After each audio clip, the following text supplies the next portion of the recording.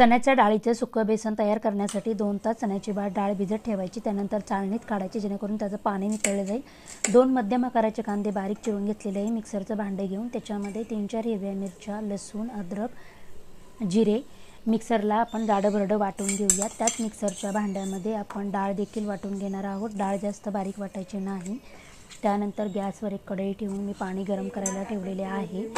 त्याच्यावर झाकण ठेवून पाणी गरम केलेले आहे। आता आपण वाटलेल्या डाळीमध्ये कांदा, हळद, कोथिंबीर, चवीनुसार मीठ टाकून आपण हे सर्व एकत्र करून घेऊया आणि ताटाला तेल लावून त्याच्यामध्ये थापून घेऊया। आणि छान असं थापून झालं की पाणी आपलं गरम झालेले आहे। त्याच्यामध्ये एक प्लेट ठेवून एक 25 मिनिटं आपण वाफ घेणार आहोत जेणेकरून आपली वाटलेली डाळ शिजली गेलेली असेल। आता पॅन ठेवून गॅसवर एक पॅन ठेवून त्याच्यात फोडणीसाठी जिरे, मोहरी, हिंग, कढीपत्त्याची पाने टाकून आपण वाटलेलं शिजवलेली डाळ त्यात टाकून घेऊया।